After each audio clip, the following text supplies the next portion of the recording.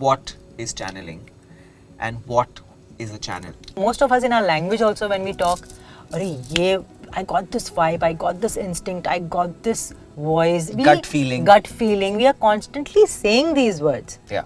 But the moment we start defining it is when we start getting scared of it sometimes. Channeling is simply being a vessel, holding this space to relay information from the psychic library to whoever is coming to receive it.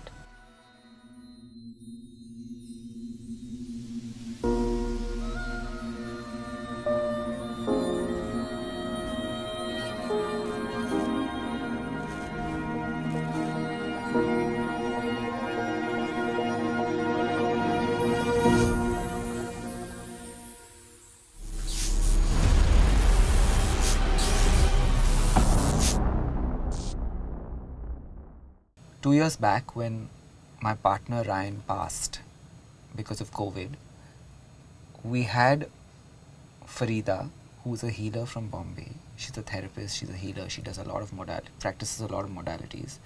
She was doing long distance healing for him. As luck would have it, as we came out of the cemetery, after finishing Ryan's final rites, I was the one who called Farida for the first time that day. And that's the first interaction that both of us had. She picked up the phone and she said, "It's interesting that you're calling me today because Ryan has a message only for you." He had 2 messages. And one of the messages was that tell him to take a paper and a book and a pen and write down whatever comes to his mind. Tell him to write letters to me. And I found it really absurd in the moment because I was like, why would he ask me to do that? But me being me, throughout our 12 years, I did exactly what he wanted me to do, and I was not going to change that just because he wasn't here physically with me. So next day I started writing. I took literally this book and I started writing letters to him. I wrote my heart out for 8 days, and on the 9th day I realized that something was different. I started writing to him, and then at one point it felt like somebody was dictating something to me in my head, and I was like copywriting. I was just writing what I was being told to write. And in that moment it felt a little weird because I was not used to it, and I knew this wasn't me because this is not how I construct sentences. This is not what I would like to tell myself. When I finished writing, I immediately called Farida and I said, something strange has happened today. I've written in 3rd person. And she said, yeah, you've started channeling. Just trust what's coming through and continue writing. And I did just that. I actually channeled for 365 days, an entire year, every single day, where the messages changed.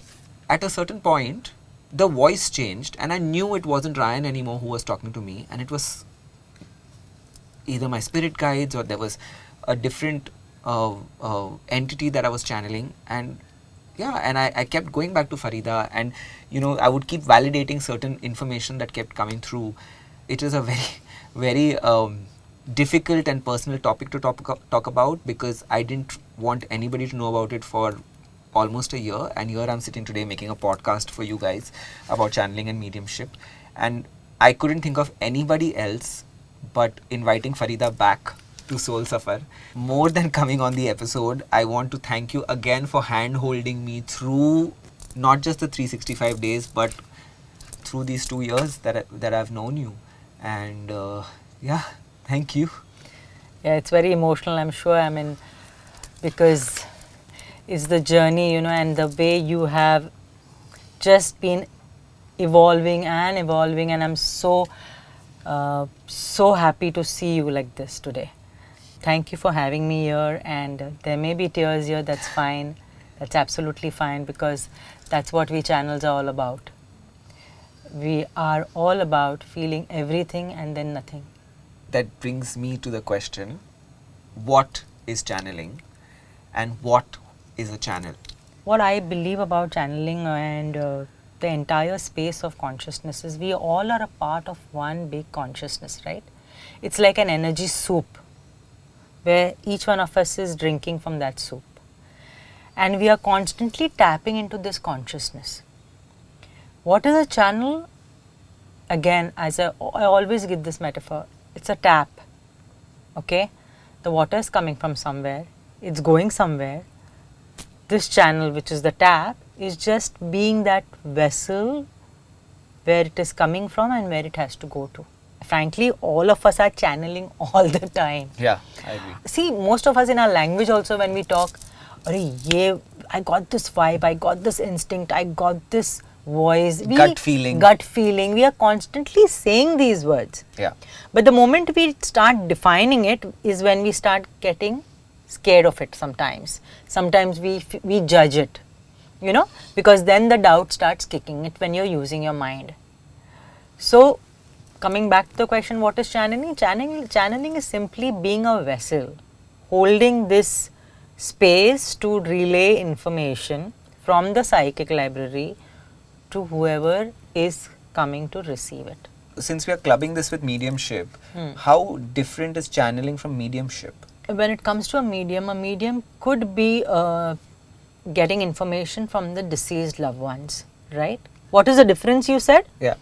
I don't see much of a difference. There's a very thin blurred It's a line. very thin blurred line. Frankly, it's information at the end of the day. Big difference is this. When it comes to channeling, it's like taking in information, okay, what do I need to know in my life right now? So the difference is the focus. That is the difference, the intention. Right, okay. Here, my intention is only to get you messages from your loved ones. So, but in my case, sometimes the messages were not even about me. They were on larger, like subconscious. It would talk about the quantum physics. I didn't even know there was something called the toroidal field. I think that was my humbling experience to know that I'm nothing. There's a larger intelligence at play, Yes. and those were the messages that would come in. When we channel, we are channeling different entities. Some may channel angels, some may channel archangels, some spirit guides, some ascended masters, some may channel some light beings, some frequencies. Yeah. So it's so much out there. Channeling is beyond time and space, right? Right. Like in your experience, you could be tapping into the universal consciousness and getting information that is there in the universal consciousness for all of us. Right. Even when you are channeling, you are also listening, right? Yeah. You are listening. Are you willing to say what you're listening to? Because channeling is not all pretty. There will be information which you will just not want to even look at or you listen to. Yeah. Then what happens? Yeah. So here a channel has to be so authentic that whatever comes through, it's not me first of all. I'm just being that radio. That's something that I struggled with for a really, really long time. Like I would say out of 365 days, I think I struggled with it for about 250 days.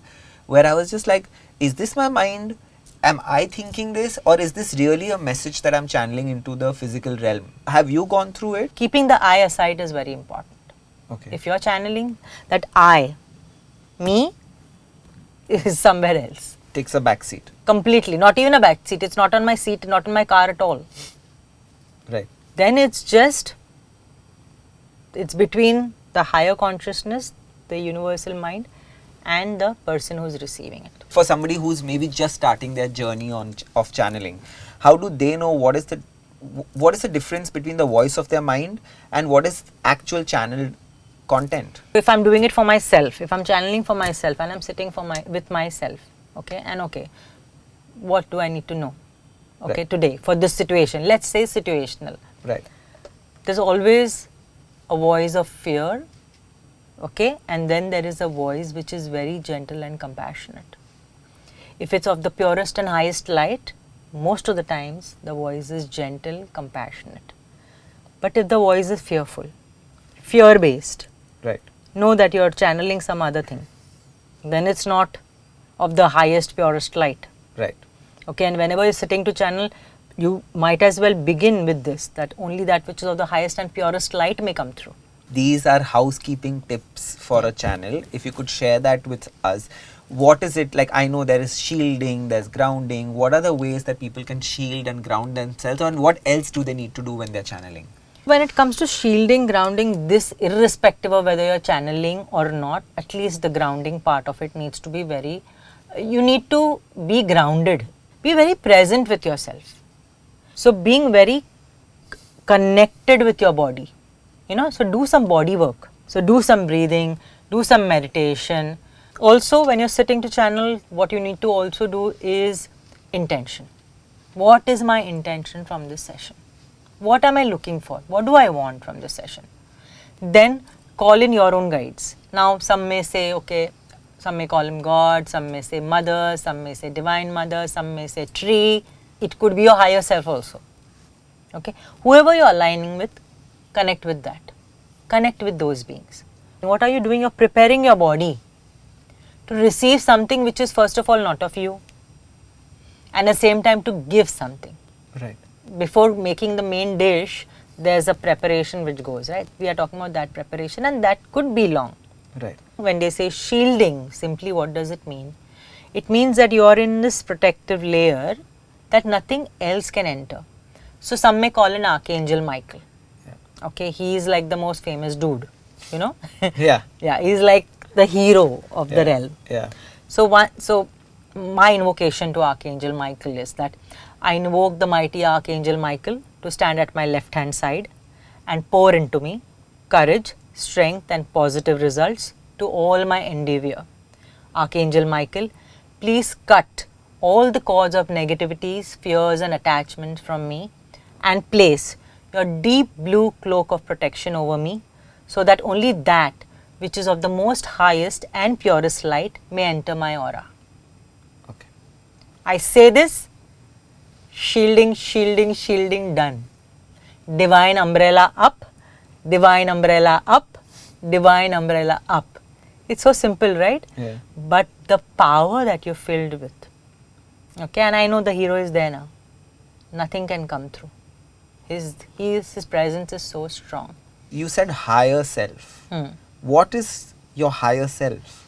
Because again, this is a term that a lot of people use, but I think our viewers need to know, what do you mean when you say higher self? Higher self is our self who has the entire idea of why am I here? What am I here to do? So when I'm connecting with that higher self of mine, my higher self will tell me that, okay, listen, you're not, there's something wrong here. Please, what are you up to? You know, now if I want to listen or no, that is my story. Correct. But our higher self is constantly with us. I look at it as my voice of reason, Bhaav. It will not let me go haywire. Right. It will bring me back to track all the time. Even if it means to take steps which are really, really challenging, which will probably make me feel terrible, but I will have to do it. Right. Because that's what my purpose is. It does bring up a lot of your suppressed doubts and fears, because I guess that whatever is up there that you're channeling first wants to empty your vessel completely of any kind of, you know, they say shadow work, any shadows that you're suppressing or anything that you've not looked at or healed. It brings up all of that for you to really look at it. Yes. And only when you're healed to a certain degree can you start getting in, taking in the cosmic energies. Absolutely. That's the reason I have been so invested in my own healing journey. Because I know unless I have not cleared my room of all the dirt and the grim on the floor, till then I cannot be doing anything. That needs to clear. That particular aspect has to come out completely. Then something can enter. Tell me, did this happen to you? Because it used to happen to me all the time. It's almost like someone's standing at the door and knocking with a message. Like I would wake up in the middle of the night, or I would be walking Dory, my pet, and it would literally be like it's like you're bombarded with a message. It was stuck in my head till I would keep a book and a pen next to me while I was sleeping. I'd just wake up in the middle of the night, write it and go back to sleep. Or now I keep my phone with me, because just randomly it's like something's dropped into your head and you have to type it out. And the minute you type it out, it's almost like it vanishes. Then what I started doing was I started putting these Instagram posts, and everybody would look at me and say, you write such long posts and this doesn't sound like you. And I never told anybody that this is not what I'm thinking. These are messages that I'm getting, and now I'm just putting it out there because I believe that these messages are not just for me. I'm not the writer. I'm not the author of these messages. At one point, while I was channeling, I got messages saying that this information is not for you alone. And then I was like, okay, then this is a responsibility handed to me to get this information out there for everybody else. Can you read one of these messages? I will. So I'm just randomly going to just read something. I'm going to read it slowly because it's the English is a little heavy. It says, silence cannot be achieved by fighting the noise. Noise is an inherent part of you. It only seems like noise or discordant because you are unable to recognize the missing pieces that are essential for the perception of its balance and recognize its flow patterns. Missing not in its existence but in your perceptive ability of it. When you try and fight the noise, you're already creating a defining separation between yourself and your expression. When you expand your awareness to recognize the flow patterns beyond your perceptive abilities, you will tune into the coherent harmonies that are flowing through the cosmos. Now, this is a message that I got in the middle of the night, talking about silence and noise and how our perceptions are actually the dividing factor between us and our expressions. But this is not the English that I write. This is not the English that I think in. And sometimes I would think twice about even posting it because I'm like, this is too heavy. The English is too heavy for people to understand it. And then I started, whatever I could read, I would go back and read and I'm like, what does this mean? And then I try and find an experience from my life so that I put that in and people will understand what the message is trying to say or convey. So yeah, this is a message that came through. Yeah, and interestingly, you're saying, Bhaav, you're saying that this is not the vocabulary I use, this is not the language or the English I speak, yet it's so heavy in its essence, like what it is. So, and then we think that what you are trying to do also, which I'm understanding, is you're trying to dilute it little by putting in your own experience or trying to bring it to a common ground where you can then put it out to the audience and probably thinking that they will understand it better or however. Sometimes you don't need to do that at all. Frankly, anytime you don't need to do that at all. Remember who you are. You are a channel. What's your job? To just relay information. To just relay. The moment you are trying to put in something else, plug in something else, that's from the mind. The logic kicks in. This is an intuitive part of you that's taken form. The creative part of us that's taken form, right? Even out of that entire sea of people, if there is just one person who this information is meant for, he may take and make something out of it. Because that's how all the great minds have been born, right? The great artists, the scientists, you name them, all of them. That information that they tap into, okay? You and me are not able to understand, but look at, they have created masterpieces, right? Right. Now, if they would have thought, oh my God, what am I going to take this information if I create something like this, people will not even understand. Then you and me wouldn't have been an audience to those great masterpieces. Right. Somebody who's acting, what are they doing? Even musicians, where is the music coming from? Where are the lyrics coming from? Yeah. When you are writing, when a story is being written, do you think you are writing it? You are just the channel. Right. You are tapping into the universal consciousness, Right. Then people can have the same idea. Why? Because it's a part of the energetic field. Right. If your story is out there, it's for anybody to get a pick on it. Right.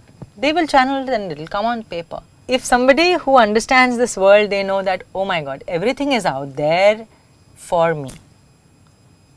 I choose what I can do with the information. Right. The moment you get your logical mind in, that's it. Right. Then it's gone, completely puff gone. The magic has gone from it. Right. Frankly, this is magic. Right. And if you are going to question magic, don't be a magician. For the audience, what is your personal experience while you're channeling? The moment I start channeling, it's like a teleprompter that's there in front of me, and I get this entire information. It's like a download. It continues. It's like a continuous process. I'm listening to it, okay? And it's not like nobody's using their vocal cords. It's not that. It's just that the entire information comes in like a message. Okay, thud. It just comes down. It's downloading basically. It's like a proper download that happens, and I'm just using my voice to relay it out. Okay, sometimes it comes in as what do you call, as feelings, as emotions as well. And that's the time I allow my emotions also to flow, not my emotions, the emotions of the channeling. Right? So it could be anything. It could be that person who's probably holding a lot of pain but not able to express it, not even told it to anybody. And it comes through the channeling space that this needs to be expressed. And it happens through my body. Can you channel a specific being or angel Yes. or entity through intention? Say, Yes. say for example, you say, I want to channel Archangel Michael today.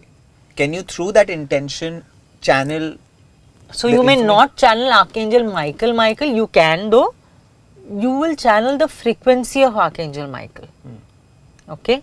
So connecting with the realms, because Archangel Michael, and then there are realms of the angels also which are from the same domain, right? All of those connecting on the same frequency. Right. So there is a particular vibration of Archangel Michael, right? I may connect with that vibration. Right. Right? So it's, yes, I can, and some people also channel just one master all their lives. When I'm channeling for somebody, sometimes I get messages even for myself, or I may get larger messages for the entire collective, like the collective consciousness that we are all a part of. Basically, a larger group of people, many souls who are experiencing the same lifetime at the same time. Does that happen with you as well? Yes, it does. Like I do these energy reading for the entire year sometimes, okay, and not for a person but for the collective. Right. So, and I post it as well. So I remember very clearly for 2020, before we could get into the COVID space, the channeling which happened, and when I go back and read, it's exactly what the year then went on to becoming. Oh, so you almost got a channel message that might be a difficult year for Very humanity? difficult year for humanity. And when I go back and read that today, it's Of course. yeah, and that happens. I do that in Jan, and then the March, whatever happened. Right. So yes, for the collective, messages come for the collective, Okay. and however we perceive it, in my experience, how I'm going to take it and what I'm going to do with it, it's my experience then. Right. I'm sure there are a lot of non-believers out there who don't believe in channeling or mediumship, and they think it's all just somebody sitting, and because they have no other work to do, they're just writing, playing some game. How do you deal with it? What's your take on it? If there wasn't this contrast, how would life be so boring, right? Yeah. Just believers, all of us channeling, all of us doing that. So this makes it exciting. I look at it as excitement. Right. Okay, having this contrast is really exciting, and there is a place for them in the system. Somebody who is a non-believer and still comes, he is coming mostly to just test the waters, to see, okay, let me see what she does. Right. Okay, I have had, and these are like highly intelligent people, okay, who are like by the book and by the logic and completely, and they had just one word after the entire channeling. Wow. Because they heard things about themselves which probably they may have wanted to even forget. And yet, then they just vanish from the scene and they block me. She knows too much. Ab asliyat dikh gayi. See, I look at it with eyes of love and compassion at the end of the day, because even I may have had skepticism about something for sure somewhere, right? Right. So they have a place in the system, and it's a very powerful place. Correct. And I'm really grateful that they are here, because this contrast is it's what makes it exciting, the journey. So, you know, Farida, you and I can keep talking about channeling all night long and have our long discussions, because it's so personal to both of us. But I think we'll stop the episode here for now, and we'll open the room out to our viewers if they have any questions, or if they want to, maybe we'll do one more session, one more episode of on channeling, so that we can give them a little more in-depth information. Let them give us their questions and channel answers for them. Channel answers for them, of course, and we can do something like this as a live session probably. Yeah. I have a feeling you'll come back lots more on Soul Safar. And it's also getting embarrassing to thank you again and again for coming here. But I just want to tell you, all I feel is pure gratitude that you've handheld me, and now you're hand holding a lot of other people who are listening to you. So yeah. Thank you. And no, I am truly grateful, and truly grateful that you have created something like this, Bhaav, it's touching so many lives on different levels. And how you have turned your life around and using yourself as a channel now to touch as many lives. So I am grateful. Thank you so much. Thank you, Farida. Thank you. Any creator needs your love and support to grow and reach a larger audience. And that is why I would request you to like, share, subscribe, and comment on the video below because, well, you don't know who's going to benefit from this content. Also, please don't forget to hit the bell icon so that you get notified every time we drop a new video. We also upload our podcast on Spotify so you can hear them as smaller chapters in your own time at home.